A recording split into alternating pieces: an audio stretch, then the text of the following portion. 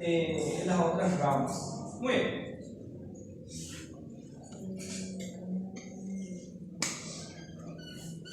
Entonces tenemos la arteria axilar es la arteria que realmente vasculariza a todo el miembro superior. Y la arteria axilar es continuación de otra arteria que se llama subclavia. Muy bien. ¿La subclavia es rama de qué?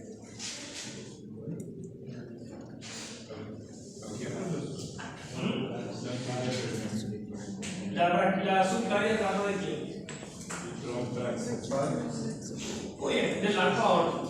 ¿Okay? Entonces tenemos dos subclavias, subclavia derecha y subclavia izquierda. La izquierda nace directamente del callado y la derecha nace del tronco brachiocefálico. La subclavia, la arteria subclavia, como tal, es considerada una arteria común entre el tórax y el cuello. Pero cuando la subclavia pasa por debajo de la clavícula, se convierte en arteria axilar. La arteria axilar ya es una arteria del territorio del miembro superior. La arteria axilar, ella misma, cuando pasa por debajo del músculo pectoral mayor, ella se convierte en arteria braquial, que es la que está en el brazo. La arteria braquial, cuando pasa el codo, más o menos unos 3 a 4 centímetros por debajo del codo, ella se divide en dos ramas terminales. Una rama medial, que se va a llamar arteria cubital, y una rama lateral llamada arteria radial. Ambas arterias, cubital y radial, se van a encargar de nutrir a todo el antebrazo y en la mano van a formar lo que conocemos los arcos arteriales. Tenemos arcos palmares, arcos dorsales y de esos arcos van a llegar las arterias hacia los dedos. Entonces, en la mano, tanto el radial como el cubital van a formar unos arcos. ¿Por qué? Porque se anastomosan entre ellos. Y de esos arcos nacen las arterias que van a los dedos, terminan en los dedos. Estas arterias digitales, en la práctica nosotros conocemos como circulación terminal. ¿Por qué? Porque ya al llegar a los dedos, ahí termina la arteria, no hay más hacia dónde ir, no hay más ramas que dar. Por eso, y esto es un detalle importante, en la práctica, por ejemplo, cuando ustedes el día de mañana les toca hacer una sutura, eso siempre es un motivo de debate. En todas las regiones donde la circulación es terminal, en el caso de los dedos, no se deben utilizar anestésicos que utilizan adrenalina en su composición. ¿Por qué? Porque la adrenalina es una droga que hace un efecto que se llama vasoconstricción, cierra los vasos. Si yo utilizo adrenalina en los dedos, ¿qué va a pasar con el dedo de ese paciente? Va a necrosar, no va a llegar a la sangre y va a perder el dedo del paciente. La sutura va a quedar súper linda, pero una semana después se le va a caer el dedo. Entonces, en circulación terminal no se debe utilizar anestésicos que tengan en su composición adrenalina.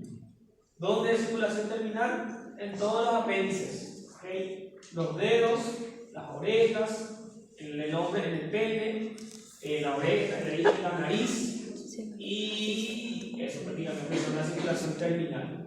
Después en todo el resto hay circulaciones que llamamos nosotros colaterales, que significa que la arteria tiene de dónde recibir sangre de otro camino. Muy bien, vamos a hablar de la arteria axilar, que es la más grande, la más representativa. La arteria axilar es arteria axilar desde por debajo de la clavícula hasta por debajo del músculo pectoral mayor. En la práctica, ¿quién va a ser mi modelo? Mozart. Mozart.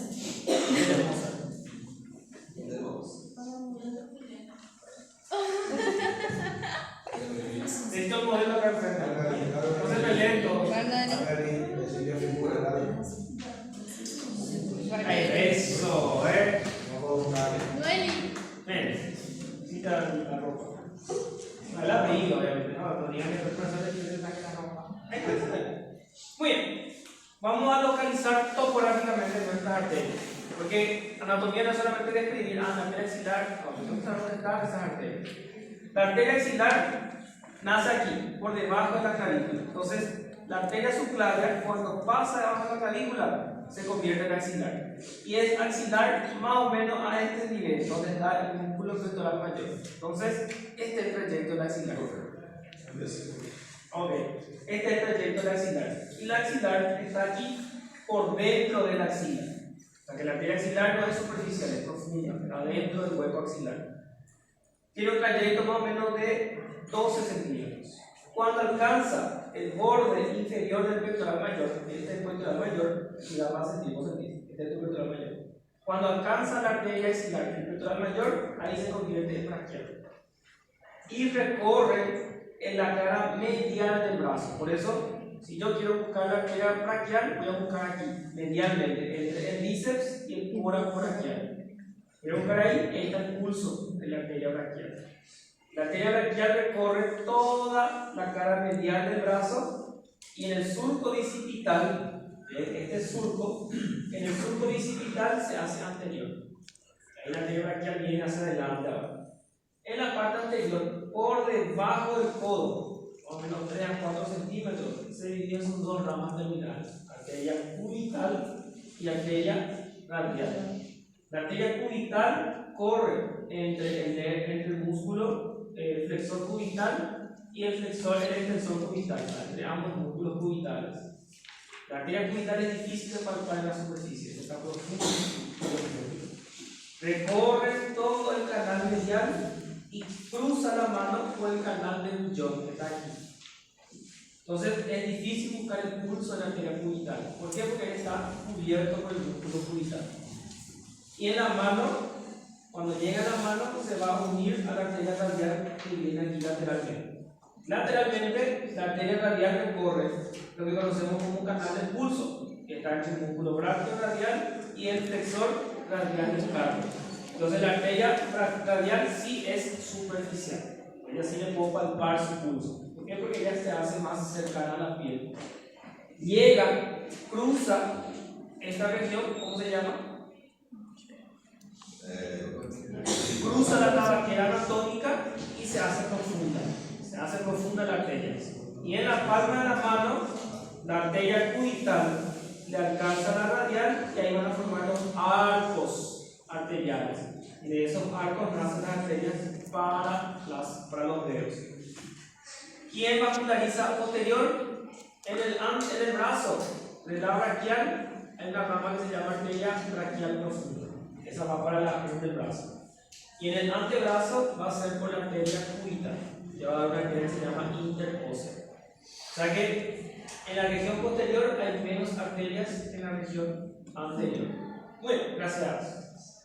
Ahora, vamos a conocer profundamente cada una de esas arterias. Primeramente, la arteria axilar. Ya dijimos, nace o inicia debajo de la clavícula y termina por debajo del pectoral mayor. Un recorrido aproximadamente de 12 a 15 centímetros y se va a continuar como braquial. En el vértice, o sea, por debajo de la clavícula, la arteria, por delante está la vena y por detrás está el plexo braquial. Entonces, esa es la localización dentro de la axila. Por delante la arteria, la vena axilar y por detrás nuestro plexo braquial. Muy bien. En la parte media, vamos a decirle, los fascículos del plexo braquial se relacionan íntimamente con nuestra arteria axilar. Tanto es que obviamente los fascículos se van a nombrar en relación a la arteria axilar. Por ejemplo, el fascículo lateral se llama lateral porque está lateral a la arteria axilar. El fascículo medial se llama medial porque está medial a la arteria axilar. Y el fascículo posterior porque está por detrás de la arteria axilar. Esa es la relación íntima entre el plexo braquial y la arteria axilar. La arteria axilar obviamente va acompañada de su vena, que es la vena axilar, y de los fascículos del plexo braquial.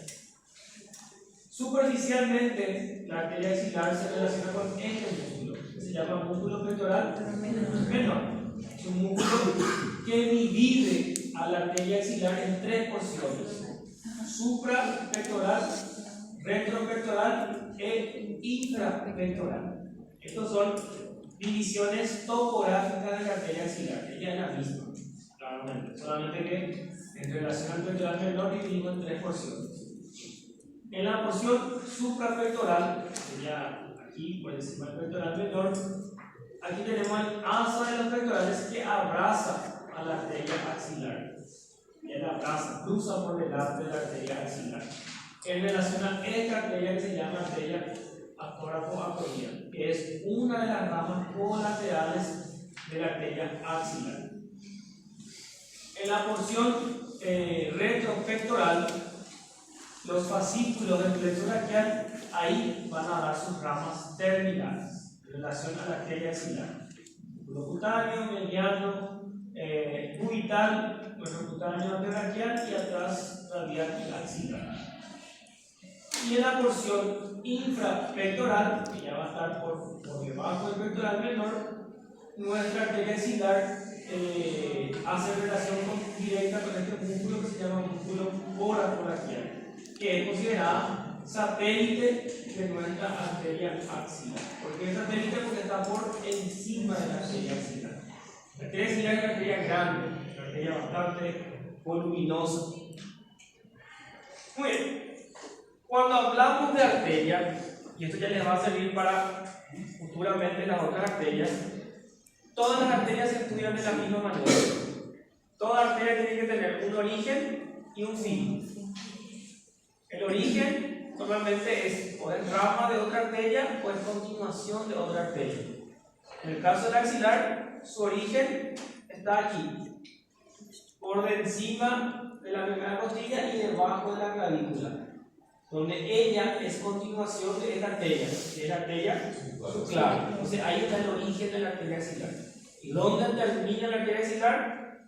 Termina por debajo del borde del pectoral mayor, donde se convierte en arteria braquial. ¿Cómo es nuevamente? Subclavia, braquial, axilar. Sí, es subclavia, axilar, braquial. Es el orden.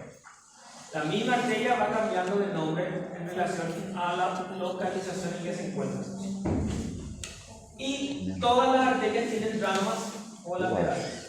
Entonces, una arteria se estudia su origen, su fin y sus ramas colaterales. En cuanto a las ramas colaterales de la arteria axilar, citamos 5 ramas. La primera rama es la arteria torácica superior, que es esta arteria que está aquí arriba. La segunda rama es la tóraco-acromial. ¿Y por qué se llama tóraco-acromial? Porque da una rama acromial y una rama torácica. La rama acromial se dirige hacia el acromion y la rama torácica se dirige a la pared torácica. Fácil.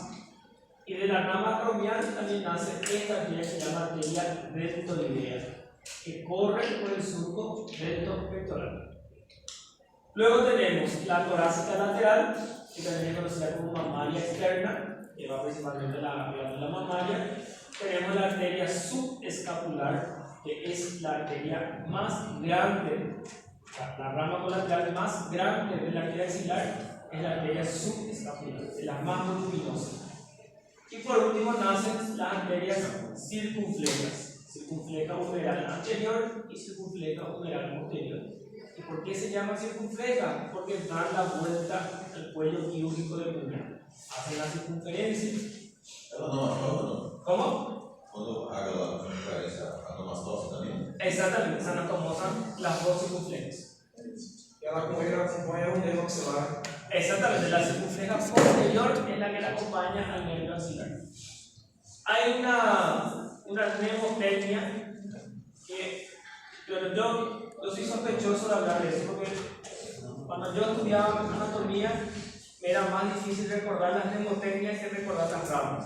Pero si a alguno le sirve una mnemotecnia para las ramas de la arteria axilar, se llama. ¿Alguien sabe lo que es una mnemotecnia? Sí. ¿Qué es una mnemotecnia? Muy bien. Es en este caso utilizar una frase que no tiene relación directa con la materia para recordar algo de la materia. En el caso de la arteria axilar, la mnemotecnia es: mamá es acróbata de 2 circos. Mamá, porque viene de torácica superior y torácica lateral, porque anteriormente a estas arterias se llamaban mamarias, mamaria superior y mamaria lateral. De mamá es viene de subescapular. Acróbata, acromio torácica, que era su otro nombre. Y de 2 circos, dos circunflejas, circunfleja anterior y circunfleja posterior. Si a alguien le sirve, las mnemotecnias son válidas. Pero si en un examen oral se les pregunta cuáles son las ramas de la arteria axilar y me dicen mamá es acróbata de 2 circos. Ahí termina el examen de ustedes. Bien.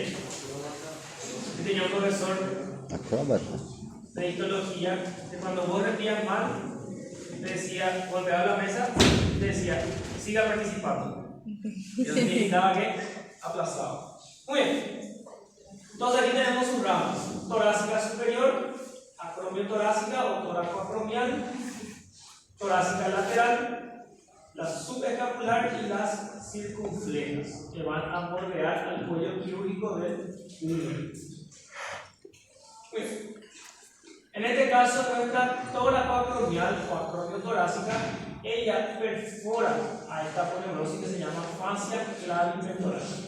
¿Y por qué se llama clavipectoral? Porque va de la clavícula al pectoral menor. Por eso no.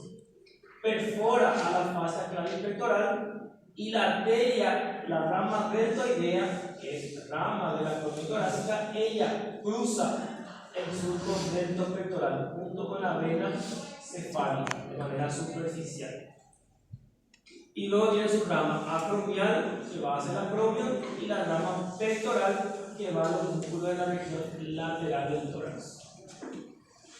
La arteria subescapular, ya dijimos que es la más grande de todas, se puede dividir en 2 ramas: una rama circunfleja escapular y la rama toracodorsal. La toracodorsal desciende y va a nutrir al dorsal ancho.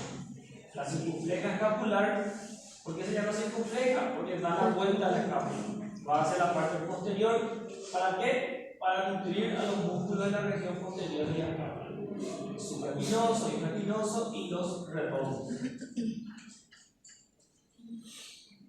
La arteria braquial, que va a ser, en este caso, la continuación de la arteria axilar, es arteria braquial desde debajo del borde del pectoral mayor. Ese es nuestro límite hacia arriba. Hacia abajo, la arteria braquial termina a nivel del codo, dividiéndose en 2 ramas terminales. Miren aquí, la arteria braquial llega, pasa por delante del codo, cruza el codo y se divide en sus 2 ramas terminales: arteria cubital y arteria radial. Ahora, Ese es el equipo de la sangre. ¿cómo? Ese equipo de la sangre. Normalmente es la radial, pero hacemos en el canal del bus, que es más superficial. De la braquial no se aconseja. ¿Por qué? Porque como la braquial está envuelta por los nervios, duele mucho. Si alguna vez o les toca hacer una colecta arterial de la arteria braquial, su paciente le va a odiar. Es sumamente doloroso. Sí. La radial ya no es dolorosa y la braquial es. Muy bien. Voy a prender la luz, cuiden sus pupilas. Ahora, tenemos un tema interesante, el tema de Bollinger. La arteria axilar como arteria sola también es tema de Bollinger. Hablando de eso, ya pasamos a Bollinger en estos días. Ahora, otro tema de Bollinger está.